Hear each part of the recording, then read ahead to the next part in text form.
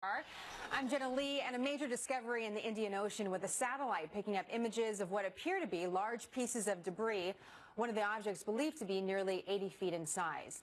We should mention, though, night has fallen in the Indian Ocean and 4 military planes just ending the search for the day there after trying to scour the area about 1,500 miles off Perth, Australia for the possible wreckage. But they turned up nothing in cloudy, rainy weather that made visibility very poor. We'll be talking about the conditions coming up. Flight 370 disappeared nearly 2 weeks ago, and while investigators say they aren't ruling anything out, they say the evidence suggests the plane was deliberately rerouted and its communication systems were disabled. The facts on that are light right now.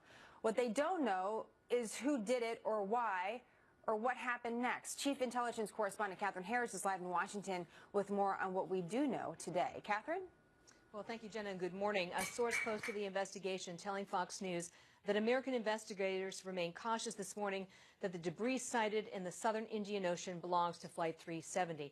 Fox News also confirming an American imagery firm, Digital Global, operating out of Colorado, providing images to the Australians with further analysis by the AGO, or Australia Geospatial Organization. This is a government intelligence agency.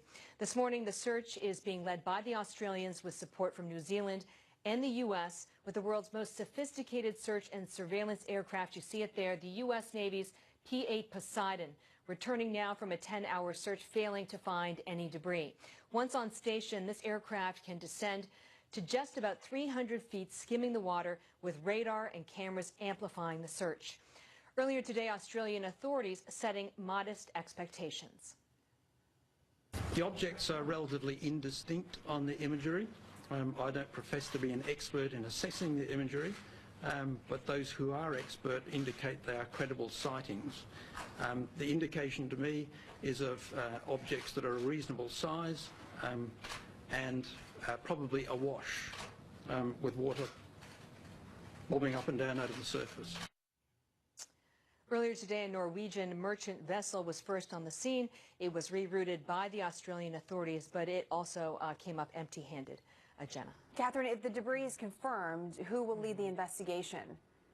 Well, Fox News is told that if the debris is confirmed, because it's in international waters, it will fall to the Malaysian authorities because the 777 is a Boeing aircraft made here in the U.S. We will have a strong interest in the investigation and join as a recognized party through ICAO Annex 13. This is part of the International Civil Aviation Authority established through the United Nations.